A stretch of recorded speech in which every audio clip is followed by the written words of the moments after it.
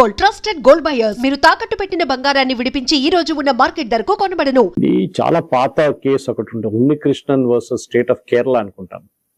Was it Karnataka, don't remember. Manipal జరిగిన ఒక case ఇది. యూనివర్సిటీలో రిజర్వేషన్ గురించి ఒక అబ్బాయికి జాబ్ సీట్ రాకుంటే ఆయన వెళ్ళి కేసు పెట్టాడు. ఇంత రిజర్వేషన్ పెట్టారు వీళ్ళు, నాకు సీట్ రాలేదని చెప్పి. Long 30-40 years ago, I think. అప్పటి నుంచి నడుస్తుంది ఇట్లాంటి కేసులు. సుప్రీంకోర్టు ఏం చెప్పారంటే ఒక బెంచ్ మార్క్ 50% కన్నా ఎక్కువ పైకి వెళ్ళకూడదు. And then there is a thing called triple test. మీరు ఈ బ్యాక్వర్డ్ క్లాస్ కానివ్వండి, మీరు ఎవరిదైనా మీరు చేస్తున్నప్పుడు have you done a study, మీరు ఏదైనా స్టడీ చేశారా? ఎంపెరికల్ స్టడీ ఉండాలి, ఏదో వెళ్ళి అడగడం కాదు. చాలా పక్కా డేటా ఉండాలి. ఉంటే కూడా మీరు 50% క్రాస్ చేయలేరు. ఇప్పుడు జరిగిన ప్రాబ్లం ఎక్కడంటే, ఫస్ట్ వీళ్ళందరూ కలిసి సుప్రీంకోర్టుకి కొంతమంది వెళ్ళి పిటిషన్ ఫైల్ చేశారు.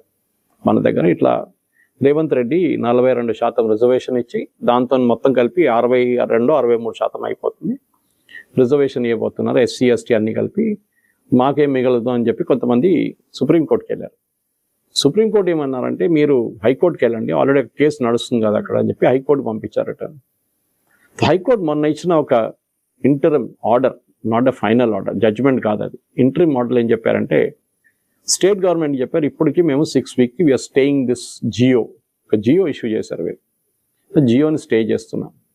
దాంట్లో 2 కాంపోనెంట్స్ ఉన్నాయి. ఒకటి, గవర్నర్ ఇంకా సంతకం పెట్టలేదు, దీంట్లో గవర్నర్ ఇంకా సంతకం పెట్టలేదు. వీళ్ళు అసెంబ్లీ పాస్ చేసిన రెజల్యూషన్ గవర్నర్ సంతకం పెట్టలేదు. వీళ్ళు ఆర్గ్యూ చేశారంటే, తమిళనాడు జడ్జ్మెంట్లో మనందరూ తెలుసు, తమిళనాడు జడ్జ్మెంట్లో గవర్నర్ సైన్ చేయలేదు, రాష్ట్రపతి నిర్ణయం తీసుకోకపోతే 3 నెలల లోపల చేయకపోతే it is considered as past.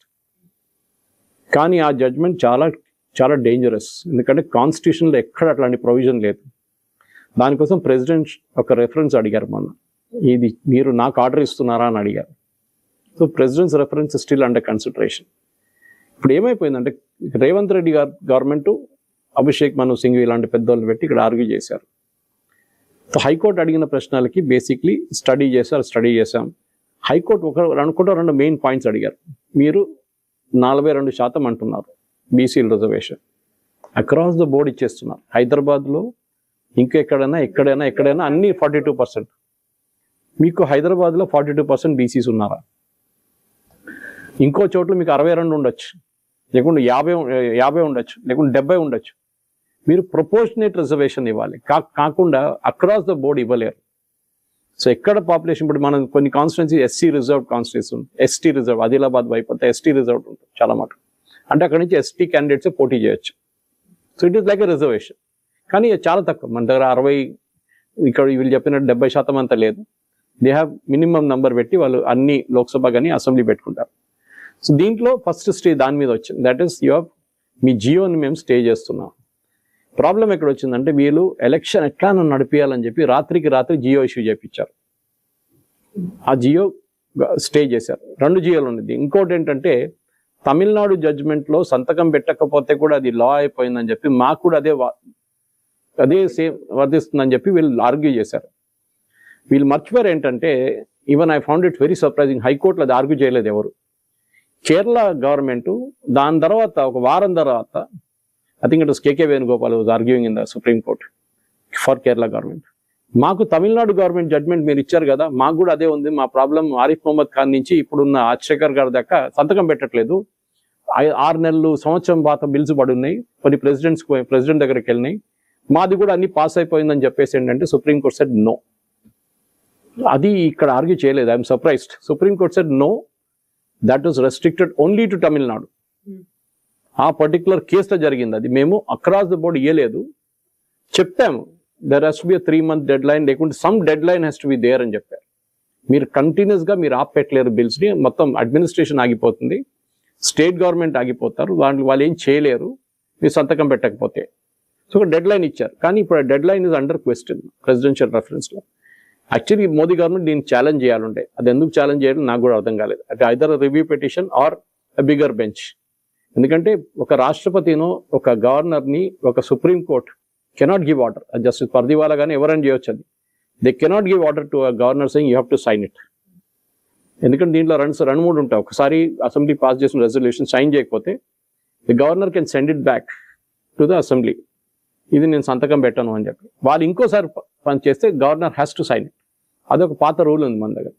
కానీ అది ఒకవైపు, ఏది మన రాజ్యాంగం మీరు అడిగారు కదా, సంతకం పెట్టకపోతే కూడా ఇట్ ఈస్ కన్సిడర్డ్ ఎ లా అని చెప్పారు. మీరు ఇష్యూ చేశారు ఆ జియోని, ఒక జియో నోటిఫికేషన్ ఇష్యూ చేసేసారు, జియో ఇచ్చేసారు, ఆ జియోని స్టే చేశారు. రెండవది, ఈ ఎలక్షన్ నోటిఫికేషన్ కూడా ఇష్యూ చేసేసారు రాత్రికి రాత్రి. ఎందుకంటే ఎట్లానే జడ్జిమెంట్ వచ్చే ముందు ఒకసారి అనౌన్స్ చేసేస్తే, సుప్రీంకోర్టు పాత రూలింగ్స్ ఉన్నాయి, ఒకసారి ఎలక్షన్ ప్రాసెస్ స్టార్ట్ అయితే దాన్ని ఎవరు స్టే చేయరు అని. కానీ చేశారు. ఎలక్షన్ స్టే చేయకుండా వీళ్ళు చేశారంటే ఫస్ట్ 50% స్టే చేసేసారు. ఫస్ట్ ఏది 42% నుంచి పెరిగి అబోవ్ 50% వెళ్ళిందని చెప్పి, అది నెక్స్ట్ డే వచ్చింది ఆ జడ్జిమెంట్ డీటెయిల్స్. ఫస్ట్ డే ఇక్కడ అన్ని టెలివిజన్ ఛానల్స్ డిబేట్ చేసుకున్నప్పుడు ఆ 50% గురించి ఎవరు మాట్లాడలేదు. బహుశా మీకు కూడా నేను ఆ రోజు రాత్రి మెసేజ్ పెట్టాను. 50% గురించి ఎవరు మాట్లాడలేదు, which is surprising, because that was the base argument.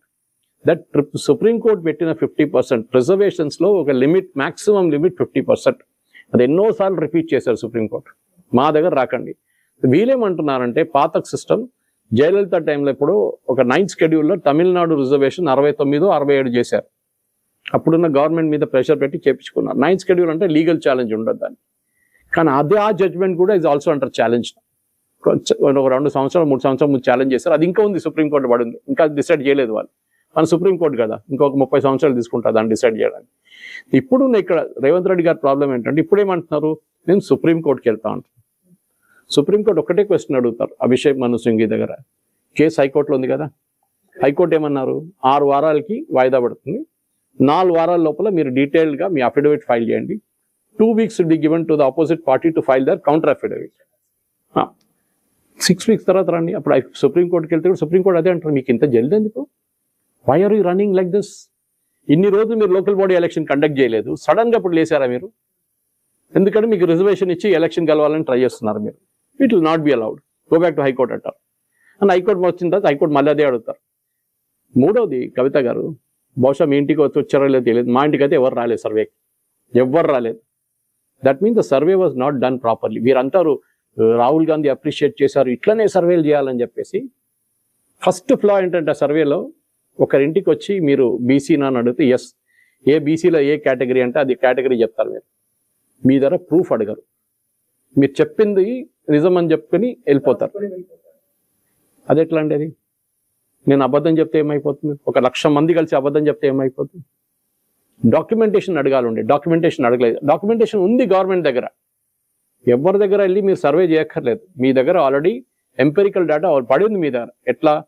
Employment కానివ్వండి, బర్త్ సర్టిఫికేట్ కానివ్వండి, మిగతా సోర్సెస్ నుంచి స్కూల్ సర్టిఫికేట్స్లో ఉంటుంది. ఎక్కడైనా మీరు దాన్ని కలెక్ట్ చేసుకుంటే మీకు ఒక డేటా వచ్చేస్తుంది. ఇంతమంది శాతం మంది బీసీ ఉన్నారు, దాంట్లో ఇంతమంది ఇంత బి కేటగరైజేషన్లో ఉంటారు. అది కాకుండా ప్రాబ్లం ఎక్కడ, ఆంధ్రాలో ఉన్న బీసీలు ఇక్కడ బీసీలు కాదు, ఆంధ్రాలో ఉన్న ఓబీసీలు ఇక్కడ కాదు, ఇక్కడ ఉన్న ఓబీసీలు ఆంధ్రాలో ఓబీసీలు. అది ఇంకో ప్రాబ్లం ఉంది. అది అక్రాస్ ద కంట్రీ ఉంది. బంజారా కమ్యూనిటీ ఎక్కడ కొంతమంది ఎస్టీ ఉంటారు, కొంతమంది లేదంటారు అక్కడ. ఇట్లాంటి ప్రాబ్లమ్స్లోనే ఈ particular Revanth Reddy government election గెలవడానికి, local body election high court deadline పెట్టారు, మాకు ఇన్ని రోజుల లోపల ఖతం చేసేయాలి ఎలక్షన్ అని చెప్పి చేస్తున్న దానికి మీరు ఎలక్షన్ నడిపించుకోండి. నేను అదే మళ్ళీ ఆర్గ్యూ చేస్తున్నాను. మీరు ఇప్పుడున్న రిజర్వేషన్ సిస్టమ్ ప్రకారం అంటే 27 అంత ఉంది ఇప్పుడు బీసీలకి, మీరు 27 ఇవ్వకండి, 42% బీసీలకు మీరు టికెట్ ఇవ్వండి. అంటే పార్టీలో లోకల్ బాడీ ఎలక్షన్లో you have to give 62% reservation, SC ST OBC అందరూ కలిపి ఇవ్వండి. ఇవ్వరు. బిల్లు సైన్ అయితేనే మేము ఇస్తా ఉంటాం, అట్లా ఏం చెప్పలేదు కదా ఎక్కడ. ఈ పార్టీ వైపు నుంచి ఇవ్వచ్చు, బీజేపీ కూడా ఇవ్వచ్చు, కాంగ్రెస్ వాళ్ళు కూడా ఇవ్వచ్చు, అయిపోతుంది కదా, ప్రాబ్లం సార్ట్అవుట్ అయిపోతుంది కదా. మీరు మళ్ళీ లా లేదు, ఛాలెంజ్ లేదు, ఏం లేదు. కానీ మీరు చేయరు, ఎందుకంటే మీకు క్రెడిట్ తీసుకోవాలి, చూడండి మేము చేసాం మీకోసం అని చెప్పి. ఇది ప్రాబ్లం లోకల్ బాడీ ఎలక్షన్ కాదు కవిత గారు, ఇది ప్రాబ్లం రాబోతుంది ఎడ్యుకేషన్ అండ్ ఎంప్లాయ్మెంట్ సెక్టర్. అక్కడ దీని ఇంపాక్ట్ ఉంటుంది, అక్కడే సుప్రీంకోర్టు ఆపడేస్తారు. No, very clear, triple test it's failed, it has also failed in the చాలా. దానికోసం కర్ణాటక సర్వే చూడండి. కర్ణాటక సిద్ధరామయ్య గారు ఉన్నప్పుడు 10 సంవత్సరాల ముందు ఆల్మోస్ట్ 100 కోట్లు ఖర్చు పెట్టి సర్వే చేయించారు. అది ఒక ఆయన సంతకం పెట్టలేని చెప్పి పక్కన పెట్టేశారు దాన్ని. సిద్ధరామయ్య గారు తిరిగి వచ్చినప్పుడు రాగానే నేను 3 వారాల్లో I will release the report అన్నారు. రాహుల్ గాంధీ గారు చెప్పారు, మేము రిలీజే చేయలేదు, 6 నెలలు రిలీజ్ చేయలేదు. ఎందుకంటే ఒక్కలిగా లింగాయత్ కమ్యూనిటీ ఏం చెప్పారు, రిలీజ్ చేస్తే సిద్ధరామయ్య గారు మీ గవర్నమెంట్ ఉండదు ఎల్లుండి అని చెప్పారు. వాళ్ళు కదా అక్కడ పొలిటికలీ పవర్ఫుల్ ఈ రెండు కమ్యూనిటీసే. సిద్ధరామయ్య గారు కురుబా కమ్యూనిటీ నుంచి బ్యాక్వర్డ్ క్లాస్, కానీ ఒరిజినల్లీ కర్ణాటక ఎవరైనా రూల్ చేస్తుంది ఐదర్ లింగాయట్ ఆర్ ఒక్కలిగా. డికే శివకుమార్ గారు ఉన్నారు ఒక్కలిగా. సో ఆయన్ని తీసుకురావాలని ఆ కమ్యూనిటీ వాళ్ళు ట్రై చేస్తున్నారు. నిన్న నేను బసవ కళ్యాణ్ వెళ్ళాను, నేను అక్కడ I saw the Lingayat power there in Karnataka. Bidar మన దగ్గర చాలా దగ్గర ఇక్కడ నుంచి. That is the place where lord saint Basaveshwara was. అక్కడి నుంచి ఆయన రిలీజన్ని ఫామ్ చేశారు. పవర్ఫుల్ కమ్యూనిటీస్ని డిక్టేట్ చేయడం ఇక్కడ కూడా అంతే. మన దగ్గర రెడ్ హోల్ అంటారు, మనం రెడ్ హోల్ పోటీ చేశారు. రేవంత్ రెడ్డి క్యాబినెట్ తీసుకోండి, కవిత గారు other day was arguing with somebody. ఎంతమంది బీసీలు ఉన్నారు మీరు చెప్తున్నారు కదా, 62% బీసీలు ఎస్సీ ఎస్టీలు. మీ క్యాబినెట్లో 62% మినిస్టర్స్ని మీరు బీసీలు కానీ ఓబీసీలు కానీ ఎస్సీ కానీ ఎస్టీ కానీ ఇవ్వండి, మైనారిటీస్. 62% ఇస్తారా? ఇవ్వరు. ఇప్పుడున్న ఎగ్జిస్టింగ్ క్యాబినెట్లో ఎంతమంది ఉన్నారు ఆ కమ్యూనిటీస్ నుంచి? చాలా తక్కువ. You're not walking your talk. మీరు ఒక జియో మీద కట్టుబడి ఉన్నారు. మీరు ఆ జియో ఉంటే లేదు, పోతే ఏమైంది? లోకల్ బాడీ ఎలక్షన్ కాదు కదా, మీ మినిస్టర్షిప్లు ఇవ్వండి. రేపే మీకు అందరు మినిస్టర్ దగ్గర రాజీనామా చేయమని చెప్పండి. ఎల్లుండో వారం టైం తీసుకొని హైకమాండ్ దగ్గర సబ్మిట్ చేసి లిస్టు, మేము 62% ఎస్సీ ఎస్టీ బీసీలకు ఇవ్వబోతున్నాం క్యాబినెట్లో. రేపు లోకల్ బాడీ ఎలక్షన్లో కూడా మేము రిజర్వేషన్ లేకుండా కానీ మేము 62% వీళ్ళకి ఇవ్వబోతున్నాం చెప్పండి. అది చెప్పరు.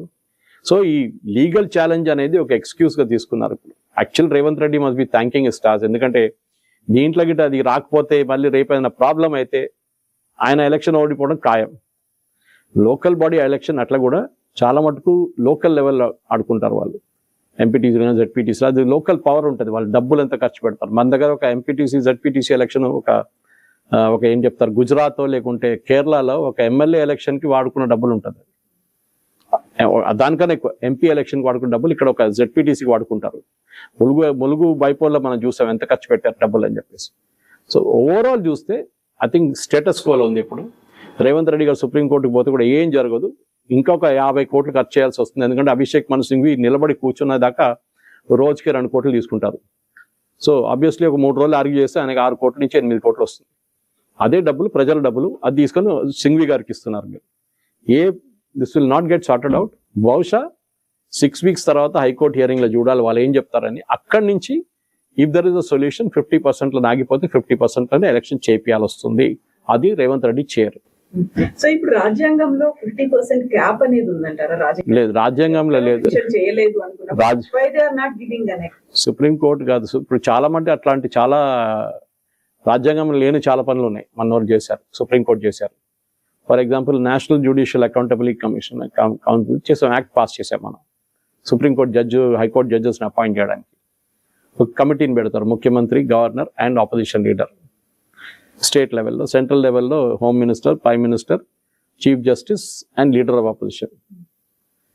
అది సుప్రీంకోర్టు కొట్టిపడేశారు ఇల్లీగల్ అని చెప్పి. మేమే అపాయింట్ చేసుకుంటాం. రాజ్యాంగంలో ఎక్కడ రాసుకోలేదు, రాజ్యాంగంలో ఎక్కడ చెప్పట్లేదు that you can give reservation for religious based reservation, ఎక్కడ లేదు. కానీ రిలీజియస్ బేస్డ్ రిజర్వేషన్స్ ఇస్తున్నారు కదా కర్ణాటక, కేరళ, చాలా రాష్ట్రాలు. ఆంధ్రప్రదేశ్లో కూడా ఇచ్చారు. లీగల్ ఛాలెంజ్ నడుస్తుంది సుప్రీంకోర్టులో. అది ఎట్లా ఇస్తున్నారు? సో రాజ్యాంగంలో చాలా supreme court set new laws. Supreme court job ఏంటంటే ఇంటర్ప్రెట్ ద లా అంటాం. ఉన్న కాన్స్టిట్యూషన్ ఇంటర్ప్రెట్ చేయండి. గవర్నమెంట్ ఒక బిల్ పాస్ చేస్తే ఇది కాన్స్టిట్యూషన్తోనే వెళ్తుందా లేదా, or is it against the constitution, that you decide. ఇప్పుడు ఫార్మ్ బిల్స్ తీసుకొచ్చారు, అది కూడా లీగల్ ఛాలెంజ్ చేశారు. కానీ దానికన్నా ముందు మోదీ గవర్నమెంట్ విత్డ్రా చేసుకున్నారు. చాలా మటుకు అట్లాంటి చట్టాలని సుప్రీంకోర్టు ఛాలెంజ్ చేసి సుప్రీంకోర్టు దాన్ని కొట్టిపడేశారు గవర్నమెంట్ చేసి. సో రాజ్యాంగంలో ఎక్కడ రాసలేదండి. చాలా చట్టాలని సుప్రీంకోర్టు కొట్టిపడేశారు, కొత్త చట్టాలు తీసుకొచ్చారు. సూపర్ పార్లమెంట్ అయిపోయారు సుప్రీంకోర్టు. సో 50% సీలింగ్ ఉందంటే ఎక్కడ లేదు. కానీ ఒక జడ్జ్మెంట్ ఇచ్చిన తర్వాత దట్ స్టేస్ అనమాట. అట్లాంటి చాలా ఉన్నాయి. మన కాన్స్టిట్యూషన్ ఎంత 140 సార్లు ఎంత అమెండ్ చేసాం ఆల్రెడీ మనం. అది కాకుండా సుప్రీంకోర్టు ఎన్నో జడ్జ్మెంట్ చెప్పారు, దాన్ని కంప్లీట్గా కాన్స్టిట్యూషనే మార్చేశారు వాళ్ళు. సో ఎక్కడ లేదు. కానీ it is a accepted principle of supreme court. 50% cap అనేది ఉంది, దాన్ని ఏం చేయలేము. అది మీరు ఆర్గ్యూ చేయాలంటే ఎంపెరికల్ డేటా తీసుకొచ్చి, సుప్రీంకోర్టు ఎప్పుడో చెప్పారంట మీరు ఇట్లాంటి సైంటిఫిక్గా స్టడీ చేస్తే మీ మే యాక్సెప్ట్ ఇట్ అని చెప్పారు. కానీ అది ఒక బెంచ్ చెప్పింది, ఇంకో బెంచ్ ఏమో కాదు 50%లోనే ఆగిపోతుంది అంటున్నారు. So there is no clarity on that. బహుశా ఇది కూడా 50%లోనే ఉండిపోతుంది. కానీ నేను మళ్ళీ అదే రిపీట్ చేస్తున్నాను, పార్టీ వైపు నుంచే ఈ రిజర్వేషన్ ఇవ్వండి.